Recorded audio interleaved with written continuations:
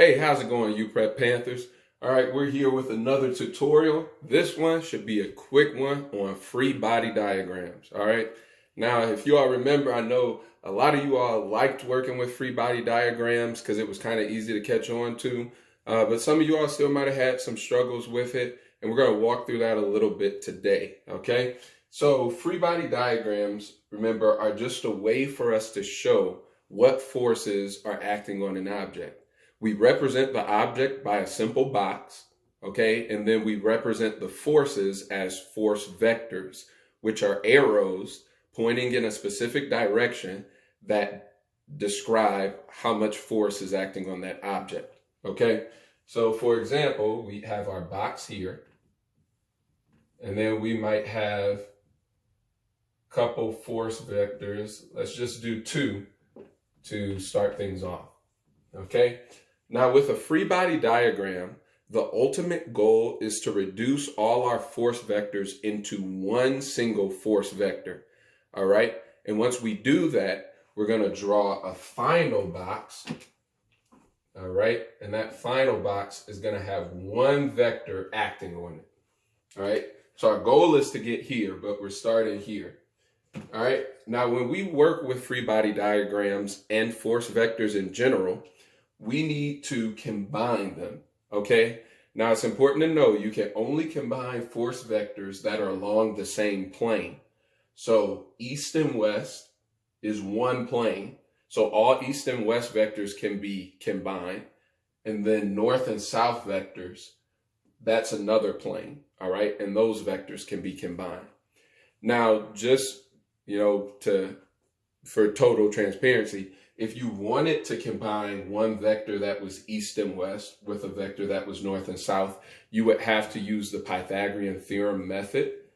Just to briefly showing you all, you have an arrow that way, an arrow that way, right? And you have to find the resultant vector using Pythagorean's theorem and the resulting triangle that was made, okay? But we're not going to be doing that in these free body diagram problems. We're just keeping it super simple. You should end up with one resultant vector pointing either north, south, east, or west. Okay. So when we look at this problem right here, we've got a vector pointing east and a vector pointing west. Whenever we're combining vectors, we're going to treat one like it's a positive number and one like it's a negative number. Then we're going to add them. Okay, the resulting answer will either be positive or negative, and based on whether it's positive or negative, that'll tell us which direction it's pointing. So the final answer will not actually be negative or positive. It'll just point in a certain direction, and we'll know which direction it's pointing based on whether it's negative or positive. So to make this a little clearer and concrete, we're going to say that east is going to be our positive direction, and we're going to say west is going to be our negative direction. So that means I'm going to have negative 4n, n just meaning newtons, right? Newtons is a unit of force. So I got negative 4n plus 6n, okay?